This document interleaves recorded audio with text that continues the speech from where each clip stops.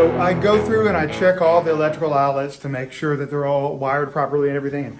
And most of the ones at this property are not. This one's not grounded. So anyway, I check them all. And, I came across this one right here. It's kind of in an odd spot. So anyway, I put in my tester and it doesn't work. You can see no lights are lit up on the tester. So anyway, so I pulled it out. And it's not even connected to anything. One thing I do whenever I enter a property is I start running water everywhere. I start with hot water, then I come through a little bit later on and I run a bunch of cold water. The point is we run a lot of water through this property. We're trying to identify any leaks.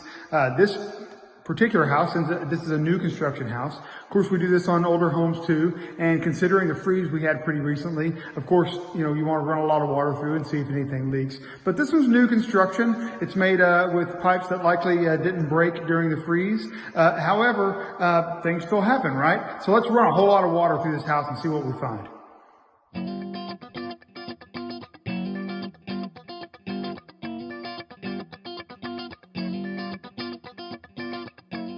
Not only have I run water at every single fixture, but at this point I've filled up every single sink, I've filled up every tub, I've drained every sink, every single tub, probably flushed every toilet 5 or 6 times. And at the end of the inspection, which is where I am now, I take my FLIR thermal imaging camera and I scan the whole property, looking everywhere, looking for leaks, okay? We're looking for leaks in the ceiling, we're looking for leaks in the walls, we're looking everywhere. We're looking for other things too, but leaks in general are what I want to talk to you about today, so check this out. The 2 tools I want to use to search for leaks are going to be my protimeter, moisture meter, and my thermal imaging camera. We're going to start with this one. So let's go scan the house. You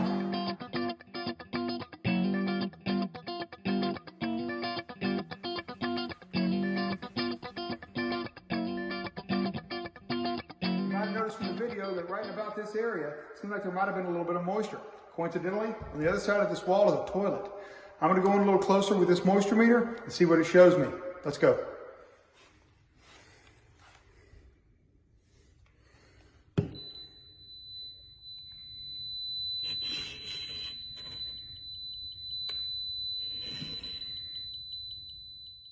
That confirms to me that we definitely have moisture behind this wall.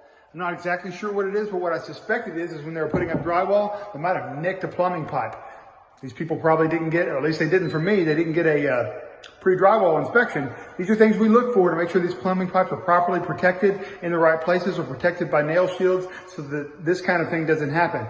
But it's a good thing we found it here today and the builder can send somebody out here to fix this. A lot of windy roof today, so I'm not really sure how this audio is going to turn out.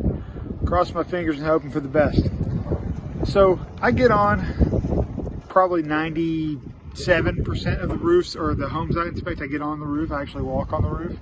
Very few of them I can't access, and every once in a while a builder on a new construction house tells me that I'm not allowed on the roof. Even one time I was inspecting an older house and somebody said, hey, can you not inspect the roof because I have a roofer coming out? The answer to that question is absolutely not. I always check the roof. There's too many things going on the roof that pertain to the rest of the house that a roofer may not be zoned in on, and I'm zoned in on all of that. So when I'm walking the roof, I'm checking for all kinds of things. I'm making sure that our exhaust fans actually, exhaust is actually making it to the exterior of the property. I'm checking for gutters, I'm checking for flashing, I'm checking bricks and siding and soffits that I can see from the roof level, all sorts of things. In this case, I found a gutter issue and I want to show you real quick, so check this out. Here you have your standard issue gutter, and they are fastened on by these screws right here. But these two right here, they didn't get fastened properly, so the gutter is just loose. They got it straight all the way around on the other side. It didn't get on, and this gutter is very loose in this area. That pretty much goes without saying that without being on the roof and walking on the roof, I would not have seen this. But we did catch it today, so this gutter can be properly fastened before the buyer moves in. Okay. I'm inspecting a really nice property today, but I did find a couple of interesting defects. Back behind me, you can see this outdoor kitchen. Nice, right? Well, we probably know that all of our plumbing drains are vented. Usually it consists of a piece of PVC that runs through the attic space and out of the roof and draws air in to help things drain. Well, come see what I found underneath this outdoor kitchen sink. As you can see, this is what would be the vent pipe, but it is capped off underneath here. This is not going to draw air and help things drain properly. Right now it seems to be performing, but with this cap on this vent, that's probably not going to perform always. Likely the answer is to install on top of this something called an air admittance valve. That's not for me to decide. It's time to call a plumber and have them analyze the situation and see what they can do to improve it. The next thing I want to show you is up here. Up here. Yeah, right there. This is the range hood exhaust. Well, what's this? Kind of a strange placement for them to be right next to each other. Well, wouldn't you know, I went up there and I took off the louvers, and guess what I found? Nothing. There's no ductwork. There's no nothing. It's just a hole to the wall cavity. That's not good. That should have been sealed up. They obviously got it in the wrong place, and rather than finishing the job, they decided just to leave the vent there and call it a day. Next problem.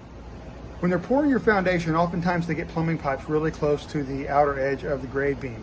And sometimes whenever they're finished, taking the form boards off, they can leave gaps where the plumbing pipe is actually exposed. This isn't good. It leaves an opening where insects, moisture, and a whole slew of other things can get in. We found that today. Come closer and I'll show you.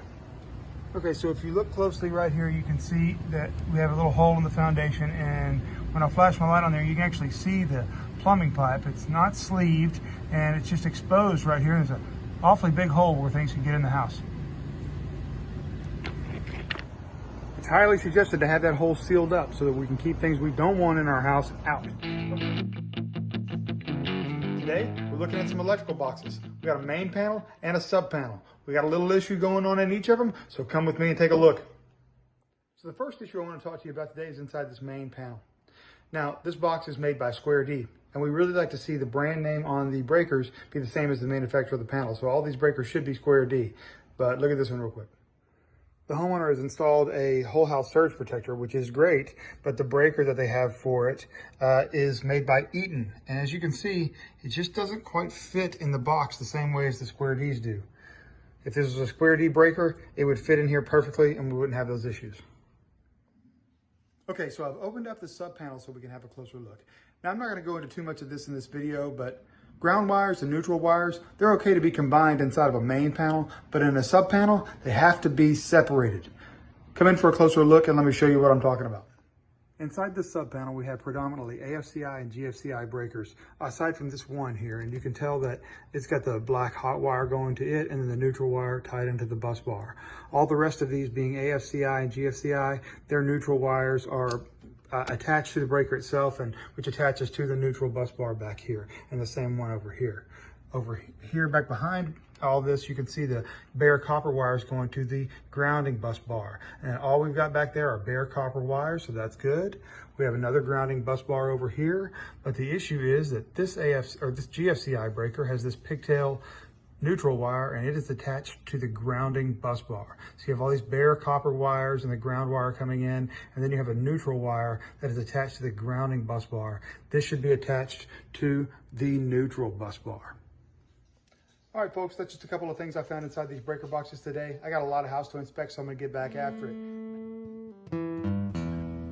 Today, we're looking at an HVAC system up here in the attic, and I want to point out a couple of quick things that I found wrong with it, so come with me and take a look. The first thing I want to point out is rust in the condensation pan. That is an indication that there has been water in the pan before, and the thing is, we don't know how compromised the pan actually is. So if it were to get water in it again, we don't know how long it'll hold up before it goes through the pan and into the house. The next thing, and in relation to the pan, is there are blocks of wood that are supporting the evaporator coil. Now this isn't good, because the next time there is water in this pan, and there will be water in this pan at some point, it could rot this wood, and then this evaporator coil will no longer be supported. Let's move on to this furnace flue behind me. The first thing, and this is actually in relation to the roof, but if you can see daylight coming through the jack, which we clearly can here, this is not properly sealed, and water can find its way in here and start to cause some problems inside the structure. Now, even further, if we look around on this side, this furnace flue is supposed to have 1 inch clearance from combustible material. And as you can see, it is touching the roof decking. So to wrap things up, we found several issues in one small area. Most of these things are relatively minor. However, the safety issue is in regards to the furnace flue being too close to the roof decking. That roof decking's wood, obviously hot things near combustible material, not good.